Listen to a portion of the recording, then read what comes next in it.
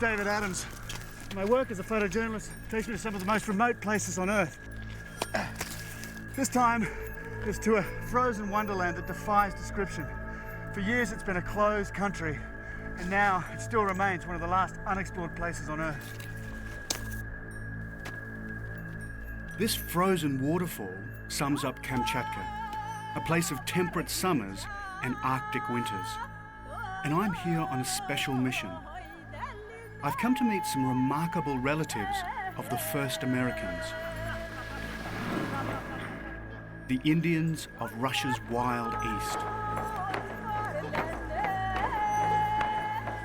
To find them, I must cross a corner of Siberia so cold that death strikes the unprotected in a few hours. And as I go, I discover some of the Cold War's darkest secrets as I enter the Forbidden Zone.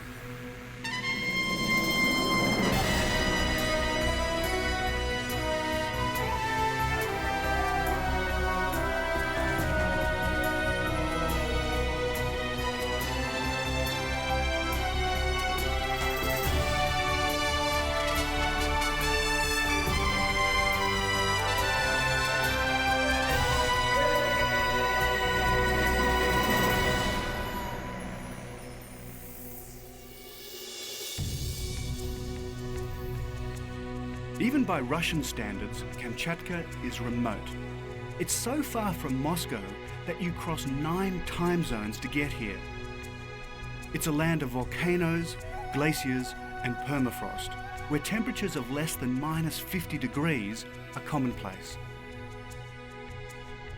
It's a peninsula, a thumb-shaped landmass about the size of California, thrusting south from Siberia towards Japan. My route takes me across this frozen waste, starting in Kamchatka's capital, Petropavlovsk.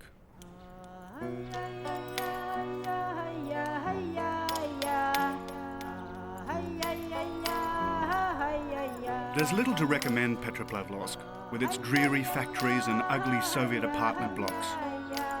Once a sleepy fishing village, it was transformed into a Cold War arsenal.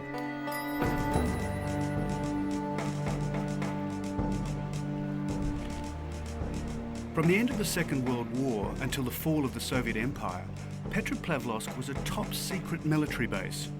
It was here they kept their nuclear submarine fleet.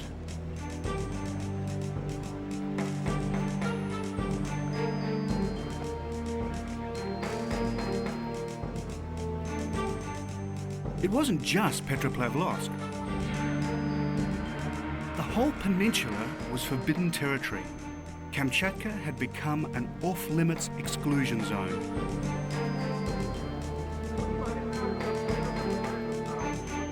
In 1983, Korean Airlines flight KL007 strayed off course, with 269 innocent passengers aboard.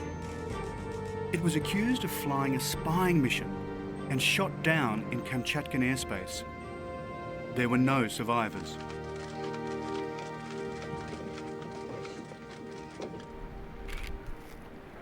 What's so incredible is that I'm here at all, a Westerner taking photographs of what was once one of Russia's most secret military areas.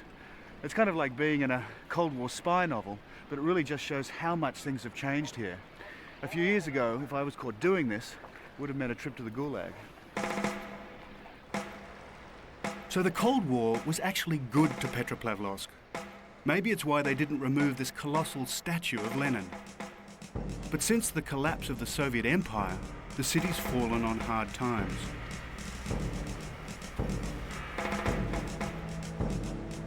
Gone the huge military infrastructure, gone the cash flow to support the Soviet war machine. A few years back, the city was so broke, its electricity supply was cut. They had to use a nuclear submarine for emergency power.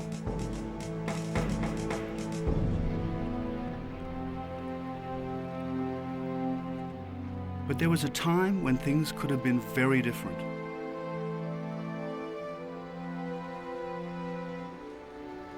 The irony is that this bastion of communism almost became part of the United States, not once, but twice.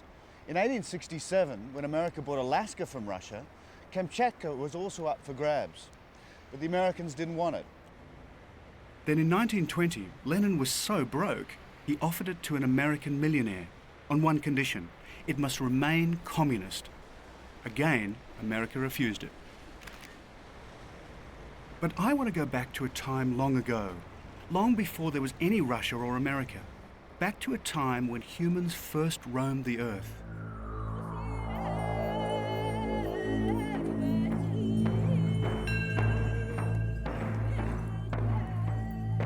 About 16,000 years ago, they crossed from Russia to Alaska to become the first humans to enter the Americas.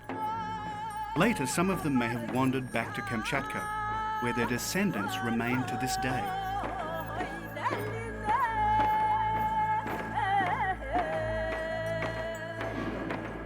These are the people I want to meet, the closest living relatives of Native Americans. Siberia's Indians, hidden deep in Russia's wild, wild east.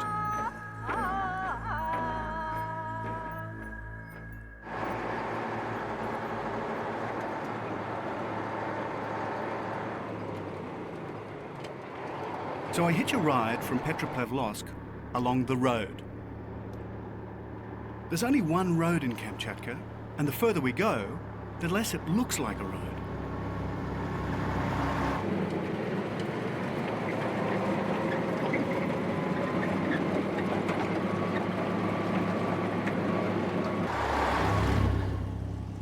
And at the end is Avangai, population less than 500.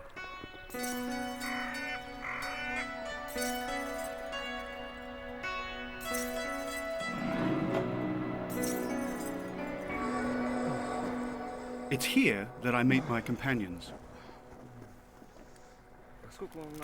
This is my interpreter, Renat, a former Soviet submariner.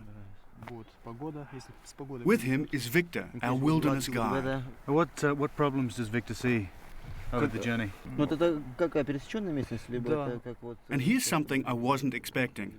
Grizzly bears about to emerge from winter hibernation. Well, it was very difficult because of due to the very deep snow, and besides of this, there is just we can meet even the bear. Oh, really? Yeah, That's early. It's because it's spring. Yeah, bears they usually in spring they're very hungry, you know, and just very cruel. Okay. Very Well, isn't the only thing you've got to worry about bears is you've just got to run faster than the next boy? Так может быть нужно быстрее передвигаться до следующего, если будем. And what's this? Aircraft infringing upon non-free flying territory may be fired on without warning? Once more, I'm reminded of Korean Airlines flight KL007. Is this still the case? Вполне может быть. It's quite possible. Yeah. But I'm not taking to the air quite yet. This will be our transport, snowmobiles. Is this good? Yeah. At the moment, this one seems to be carrying the entire population of Avangai below the age of 10.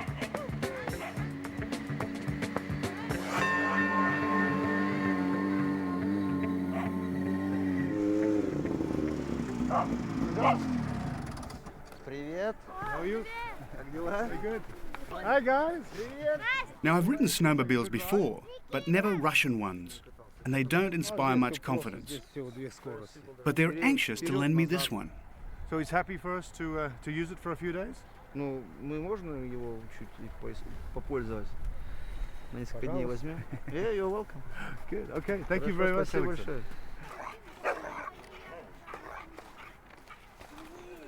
We pack with extra care. Once we leave, there's nothing but snow and more snow. Our lives depend on what we bring.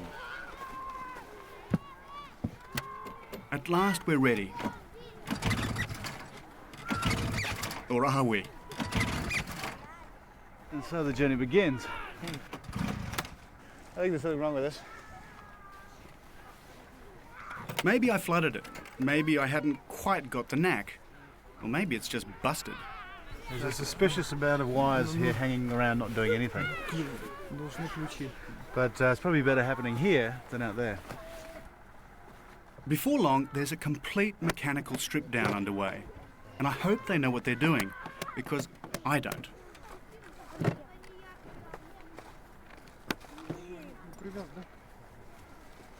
The more they strip it down, the more I realise they do know what they're doing. Because they have to. We're a long, long way from the spare parts store, if there's one at all.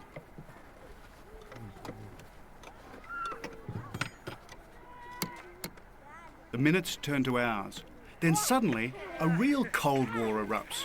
Me against the entire Avangai school-age population.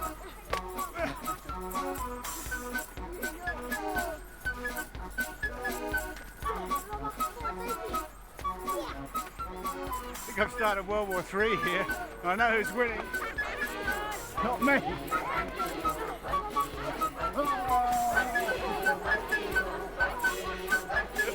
Then finally, Russian ingenuity overcomes the problem. At last we're on our way.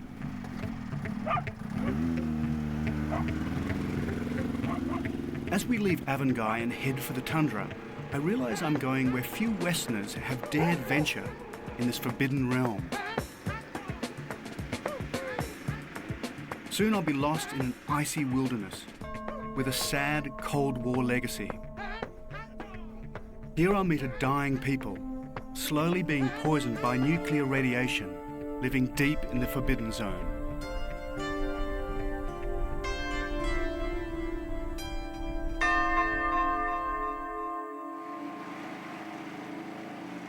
It's spring in Kamchatka, in the Russian Far East.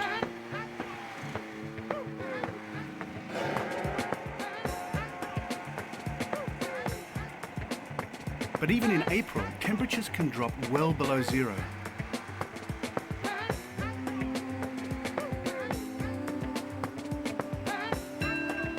I'm looking for the Avan reindeer herders, a tribe with close links to American Indians. It's hard to accept that parts of this beautiful wilderness were once used by the Soviet Union to test weapons of mass destruction. But it was, and amazingly, people still live here in what was once the Forbidden Zone. Somewhere out here is a place called Tabun, where a remote tribe called the Avan keep their reindeer herds.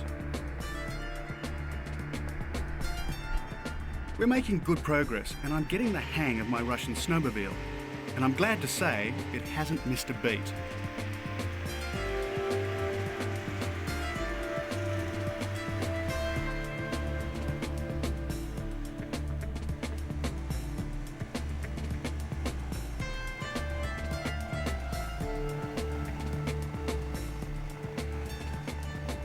The Avan are nomadic. Maybe they're in Tabun, maybe not. That's if we can ever find Tabun. It's rather like searching for a snowflake on a glacier.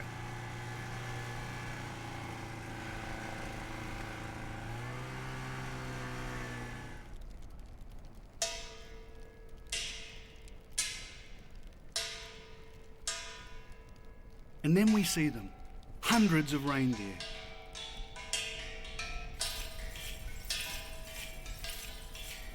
But life for these reindeer is not easy.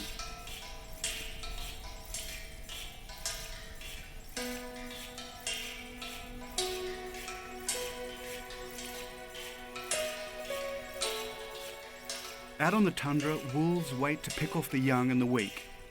Day and night, the herd needs protection. It needs this man. He's called Kiriak.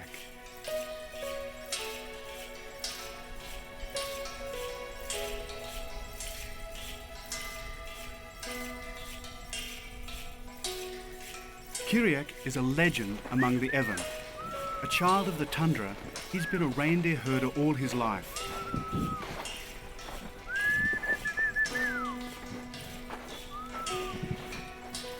And as an Avan tribesman, he's so closely related to Native Americans that there's even a genetic link. In Soviet times, the herd was a collective farm. Now it's a tribal cooperative with private investors. But whatever it was, or is, Kiriak is still the boss. And how many reindeer does he have here? Киряк, а сколько у тебя здесь? 1300, 1200. Ну где-то так, 1300. 1300 approximately. There's no shortage of reindeer in Kamchatka, but there's a distinct shortage of Evan tribesmen. With only around 1,500 of them left on the peninsula, it makes Kiriak a bit of an endangered species himself. Now this is one way of making yourself popular with reindeer: urinating. Licking urine is their only source of salt. But watch out for those antlers.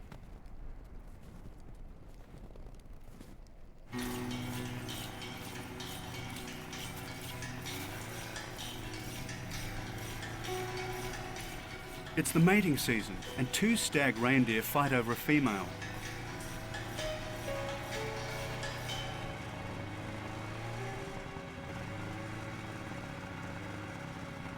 Their antlers have become hopelessly locked together.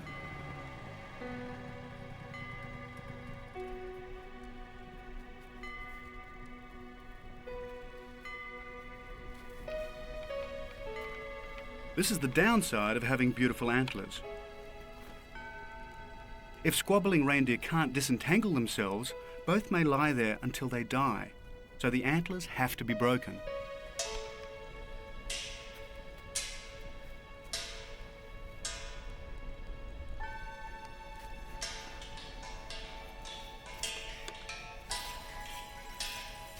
Once separated, it's time for my initiation into one of the finer arts of the wild, wild East: reindeer roping. So this is how they catch reindeers, with such equipment. So he's a Kamchatkan cowboy. Ты как настоящий а ты камчатский ковбой. We'll try. Давай попробуй. You may even catch one. Ah, okay, we'll see how we go. Посмотрим, как пойдет. Now you might think this is easy. Toss a lasso into a forest of antlers and you can't miss.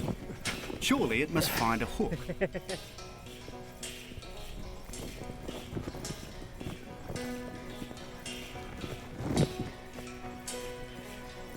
But it doesn't work like that. Not once, not twice. And I wouldn't get a third chance. Now it's Kiriak's turn. But even legends have off days. There's hope for me yet as a reindeer herder.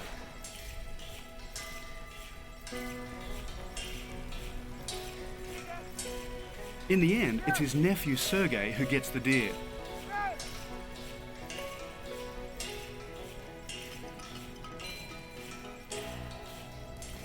And while to us it all may look like a reindeer rodeo, to the Evan it's a matter of survival. This is what they'll live off for the next week.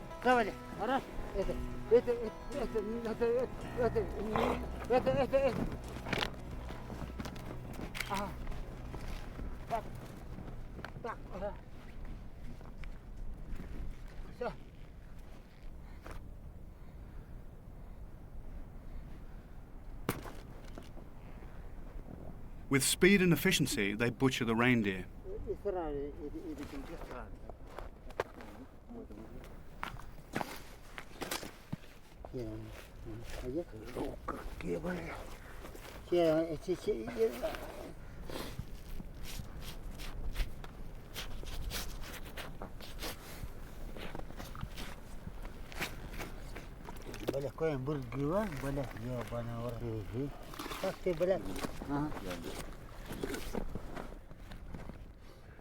This may all seem a bit gruesome, but actually this happens in slaughterhouses around the world every day.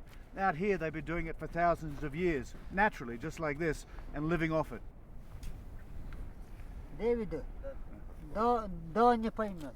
A reindeer carcass will last for days, and out here you don't need a freezer. Nothing is wasted. The skin, the entrails are all put to good use. And right now, Kiriak helps himself to a real Evan delicacy. This is the tendons, huh?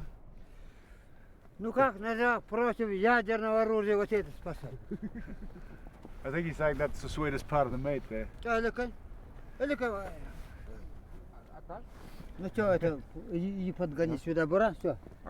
As an honoured guest, I'm not forgotten. Actually, I must accept whether I like it or not. Well, this is about the most nutritious thing you can eat out here, the marrow of these bones. I'm not particularly partial to raw meat, but this is something I figure I have to do.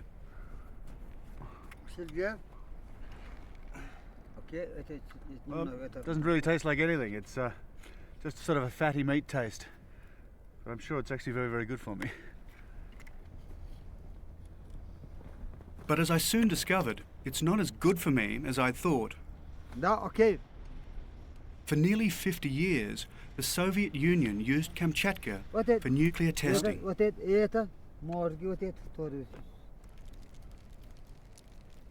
The resulting fallout still contaminates the soil, which contaminates the grass, which contaminates the reindeer, which in turn are eaten by the herders. Not surprisingly, their cancer rates are 10 times the national average. Витамин, объясните им это.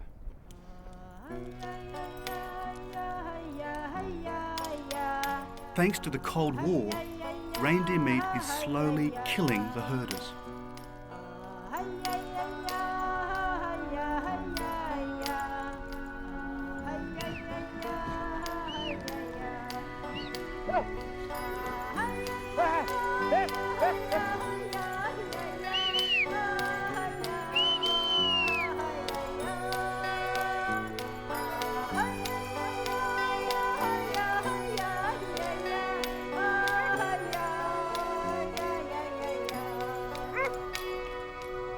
That night we stay in Kiriak's yurt, which not surprisingly is similar to an American Indian teepee.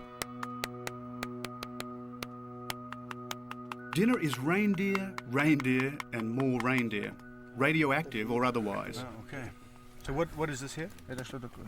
Это селезенка. It's like a sort of liver or not Liver, liver, okay. but just With lots of salt in it. Легкие, а тут уптанганные. Нет. Could you ask them? Do they worry about the nuclear testing that was here in the food? Кирьяк, содержание в оленине или этого нету? В олени. Это нет, это нет. Since this is his diet day in and day out, you'd have thought he would have been a little concerned. Нет, No, it's Я так, я не it's very clean замечаю, and это natural product, so you don't be worried about this. So they don't think there's any problem No. from the years before. нет. Oh.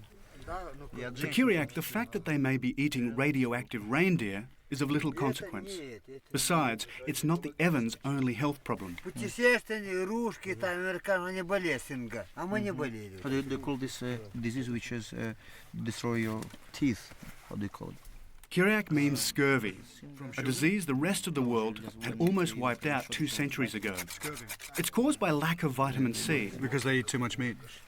Нет, так- but it's preventable by eating fresh vegetables or drinking orange juice. Это пиво есть, ну, However, fresh vegetables don't grow in this climate, and orange juice isn't easy to come by out here. Пожалуйста.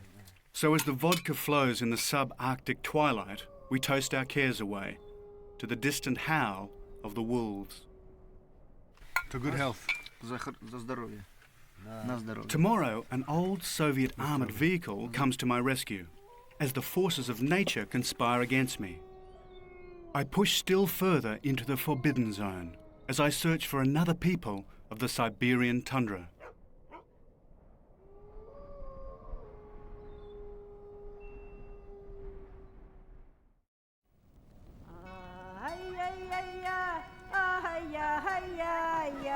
Dawn on the Kamchatkan Peninsula in the Russian Far East. My guide Victor, stripped to the waist, honours the rising sun.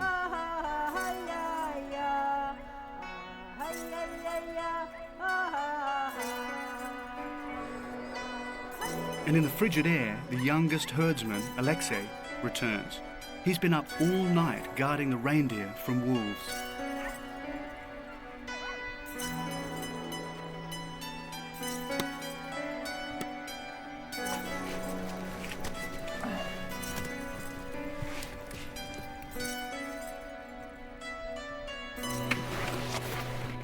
His place is taken by the chief herdsman, Kiriak, who takes the day shift.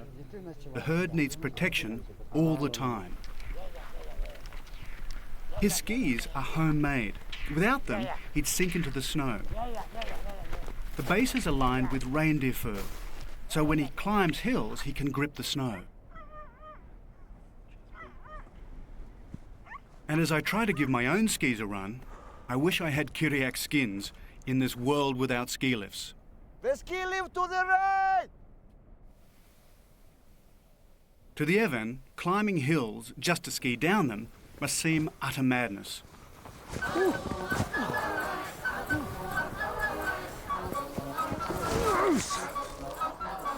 And as it turns out, that's just what it was. Well, that wasn't quite what I expected. Looks like a lovely mountain full of powder or spring snow, but actually it's full of what's called sugar snow, big holes of stuff just like sugar. So when you ski down, you get a few good turns and then boom, straight into a big deep hole. So those tracks aren't quite what I intended leaving, but it was still good fun. Skiing anytime's great.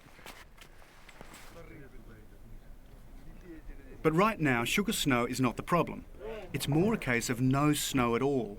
This has been one of Kamchatka's warmest winters on record, and the Thaw is arriving early. What's he saying? Well, the bad news, he said that it will be absolutely impossible for us to go further by snowmobiles. Well, there's no snow. There is no absolutely no snow. Just spring in full force, in the full speed there. My route is supposed to take me to the west coast and the remote settlement of Kovram. Though without snow, our snowmobiles are useless. But we're not defeated yet. Не знаю, если я сейчас хочу по рации связаться с районом, чтобы He's going to make a radio transmission. Every day, the reindeer herders power up their hand crank radio and contact the tribal office. For months on end, it's their only link with the outside world. Maybe there's another way of getting us across the mountains. Maybe one of the regular supply vehicles can be diverted to pick us up.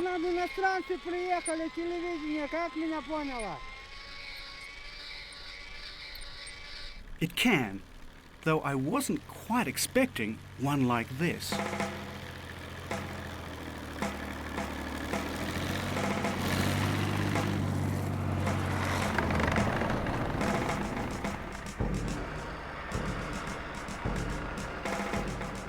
In Russia, old Soviet army vehicles never die. They just get sent to Kamchatka, where they become an indispensable form of transport in a world without roads.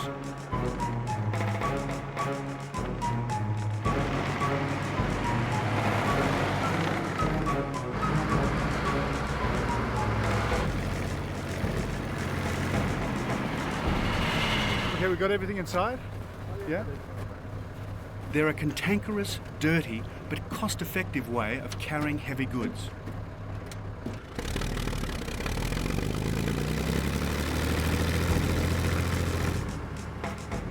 Inside, it's loaded with building materials, food, and crates of vodka. Which is why we have to travel on top.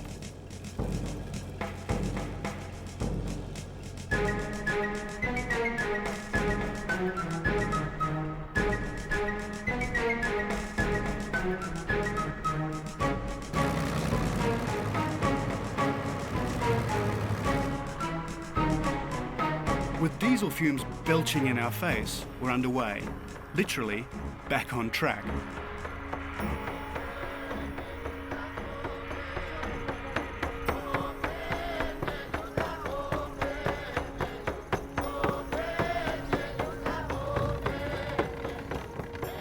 It was just as well we traded our snowmobiles for this. But as we go further into Kamchatka's wild interior, we find the thaw is well underway. It's already melting the river ice.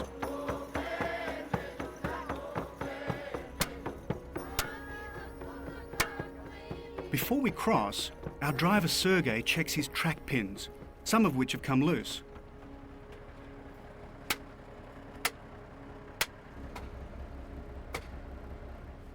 We wouldn't want to be stuck in the middle of this.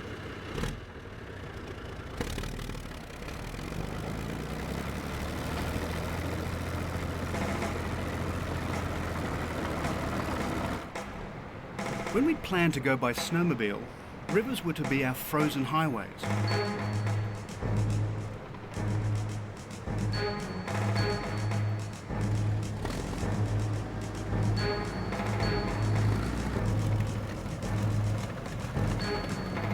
This river we cross comfortably. The others may not be so easy.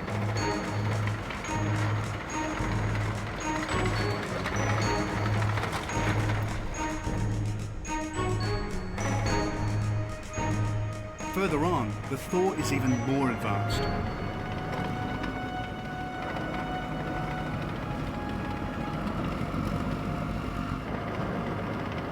Sergei assures me that these vehicles are supposed to float, but with the rising waters, I'm not sure if this is quite the time to find out.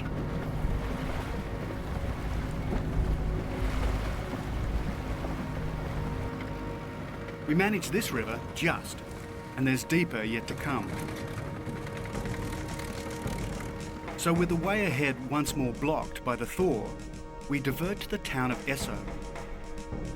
Tomorrow, an amazing encounter with magic as I visit another of Kamchatka's disappearing people, still clinging to their culture in Russia's wild, wild east.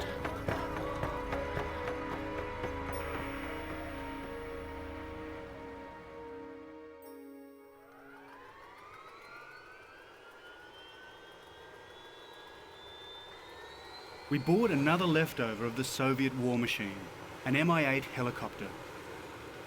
In this I'll fly across the Kamchatkan Peninsula to Kovran, in one of the remotest corners of the Russian Far East.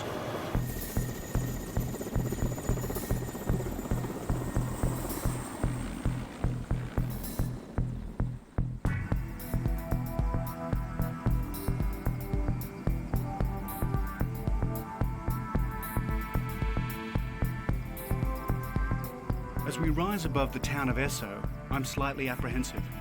These helicopters haven't got a great safety record. Recently, one crashed, killing 19 people. But the snow is melting fast.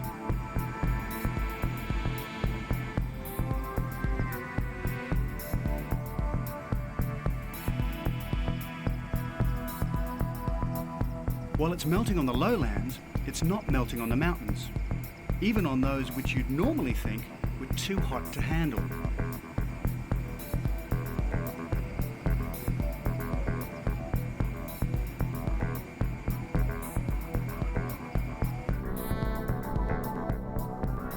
We're on the Pacific Ring of Fire. There are more than 200 volcanoes in Kamchatka, making it one of the most active volcanic zones in the world. At any one time, there's usually a volcano erupting somewhere, though fortunately, not this one.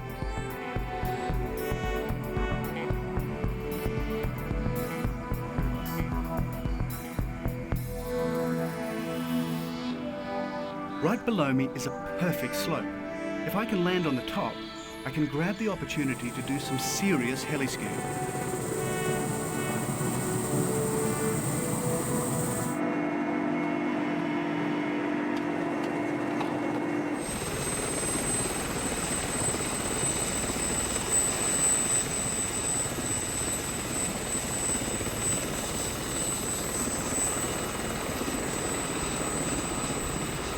Somehow, I don't think these choppers were designed with heli-skiing in mind.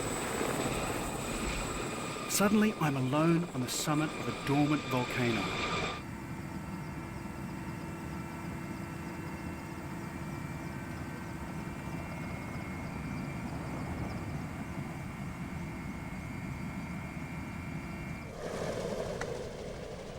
Well, this is about as high as it gets in Kamchatka, 4,400 meters. It's a fantastic day on the top of this volcano, and the snow looks perfect. I'll see you at the bottom.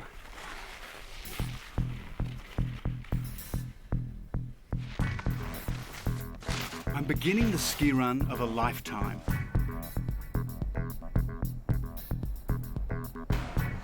First, I pick my way through the ice-encrusted lava flows.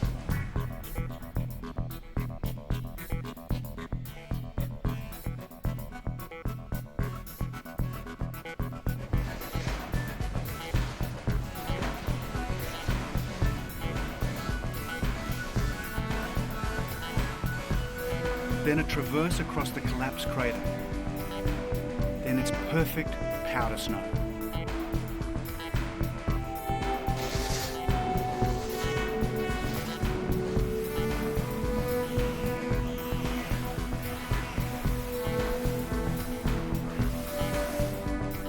I've skied some pretty good slopes in my life, but none like this. It's the run of my dreams. I'm all alone on a volcano in the middle of this icy Siberian wilderness, thousands of miles from anywhere.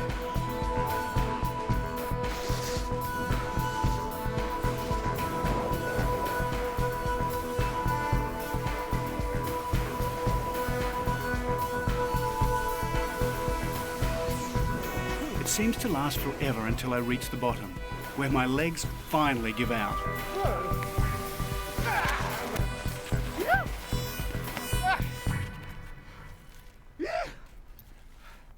That was incredible. Feels like you're doing a mountain for the first time when you ski it untracked. And incredible doesn't describe it. Woo! Back in the chopper, and I'm on course for Kovran. Here I hope to meet the Etelman, a small Siberian tribe whose origins are still a mystery.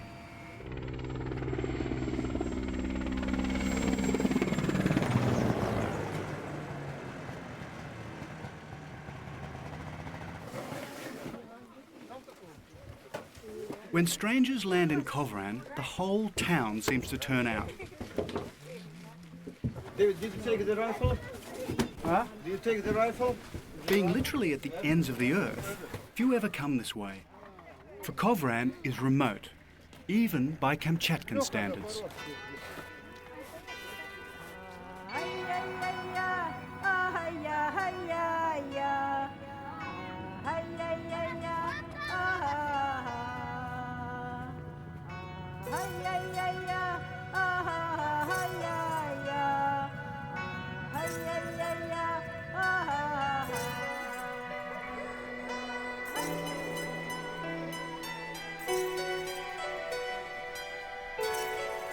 Kovran is a depressing sight. Far from being a centre of Etelman culture, it seems a showcase for its annihilation. The Etelman really are an endangered species. Only 1,400 of them are left in Kamchatka.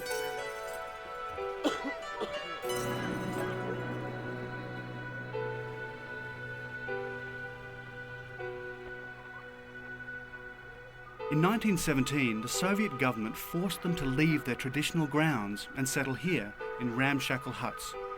In effect, Kovran became an Etelman gulag. And the fall of the Soviet Union has done little to help them.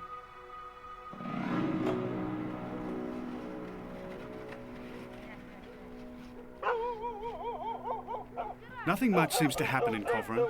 On the surface, they seem a broken people. Yet another minority group crushed under the iron fist of Soviet domination. But persecution didn't kill their culture, it just drove it underground. And now, with the Soviet Union gone, Etelman culture is re-emerging in Kovran.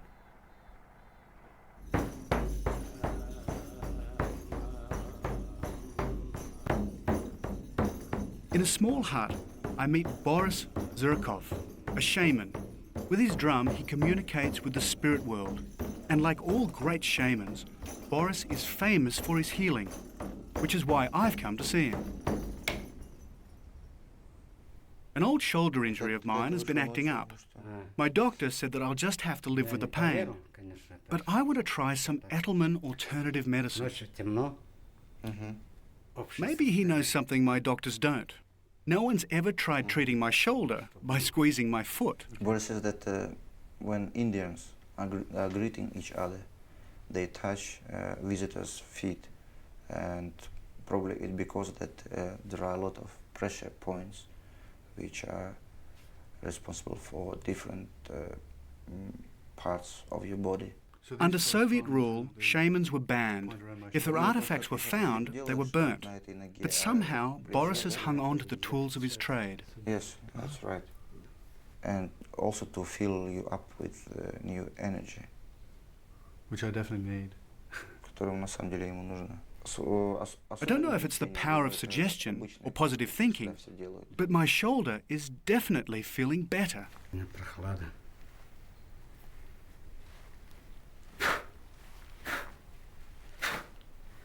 Шевели. But Boris is more than just a medicine man. He's also the driving force behind the resurgence of Edelman culture. Ну давай. I've got much more strength. Thank you very much. Очень много.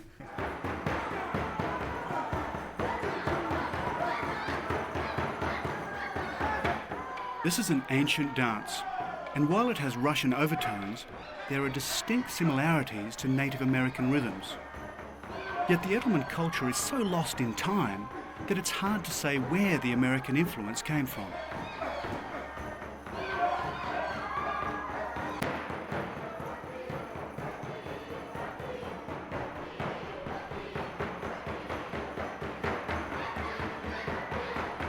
On the floor sits a bear skull, a reminder of the days when they danced to honour the spirit of a slain bear. But this is just a rehearsal.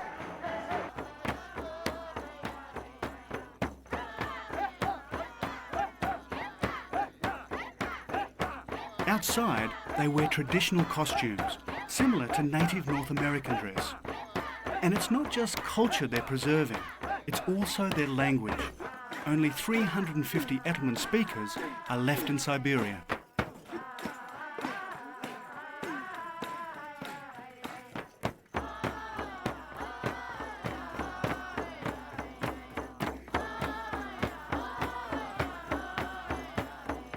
But according to Boris, the powerful guardians of their culture live in the forest. So if I really want to understand how Edelman culture has survived, that's where I must go.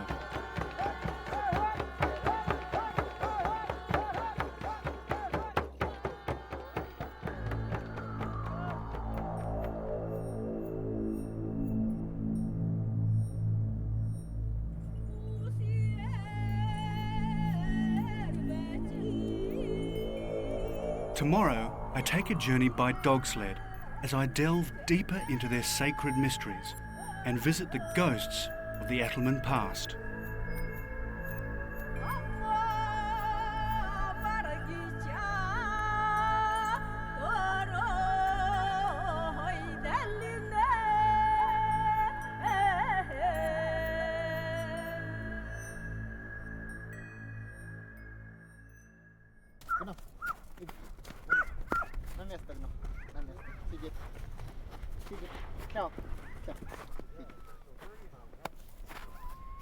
Next morning, I set out to complete my crossing of the Kamchatkan Peninsula. Привет, Anatoly. How are you? Привет. Good to see you. Сейчас. These are fantastic doggies. Look at But it's also a mystical journey. If I'm to visit the Edelman guardian spirits, there's only one way to get there. You know, the thing about sled dogs is you'd probably expect to see huskies out here, but they're this mixed breed of what I guess we'd call mongrels, but they're the fastest and the leanest dogs for all the running that they do out here. And as you can see from their faces, quite a bit of wolf in them as well. It doesn't matter where you are. Put a number of dogs together, signal the concept of a walk, and they all start barking.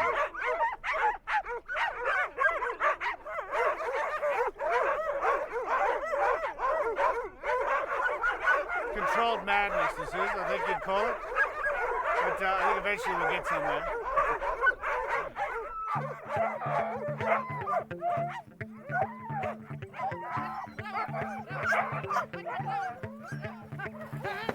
We're off on a 6-dog-powered sled with one puppy in hot pursuit.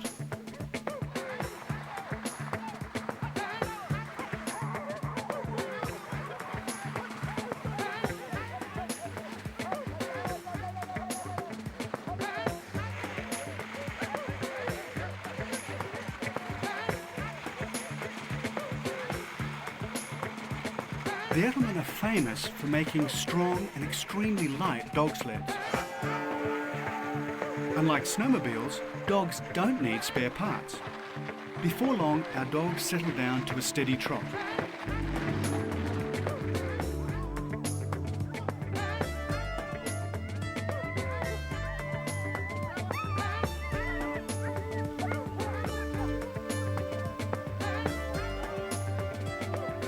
Boris told me that if I wanted to find the spirits of the Edelman, I must spend a night in the forest, and that means camping.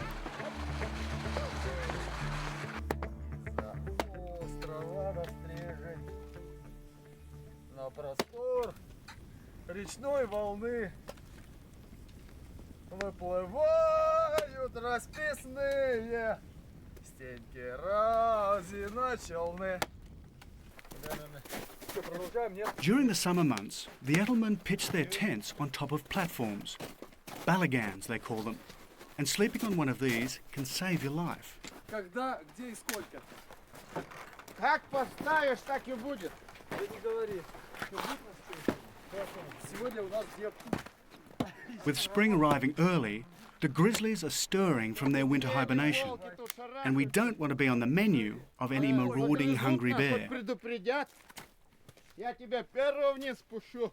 Ну, у нас есть чем отстреливаться. Хватит этих дров. So I suppose I'm taking a bit of a risk wandering off alone like this. Kamchatka has one of the world's highest concentrations of grizzly bears, so I hope the forest spirits will protect me.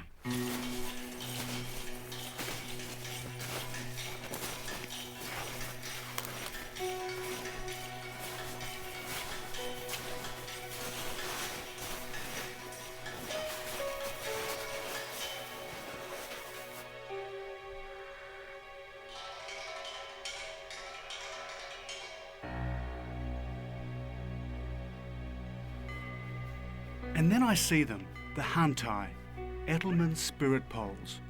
They look similar to North American Indian totem poles, but because of the mystery surrounding Edelman origins, no one can be sure of their connection.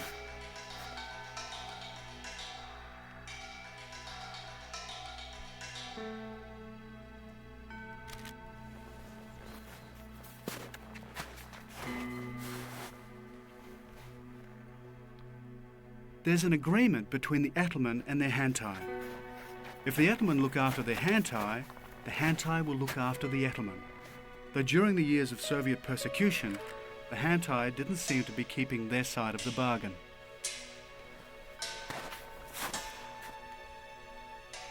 But now, the godless state has fallen. Edelman culture is emerging from its gulag, and the Hantai are back in favour.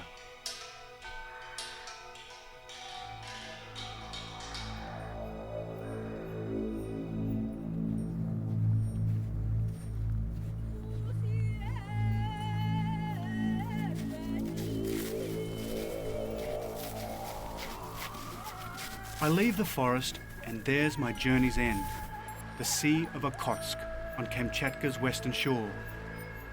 It's a coast that faces Mother Russia, the past and memories of cultural repression. To the east lies America and distant cousins, now not so distant.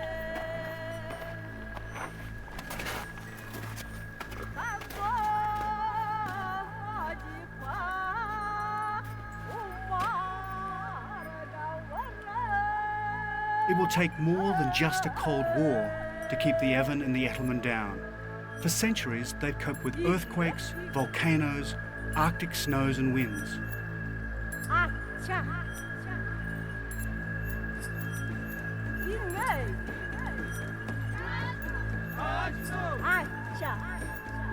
Empires come and empires go, but somehow the people of the Forbidden Zone always seem to survive in Kamchatka, in their icy wilderness at the ends of the earth.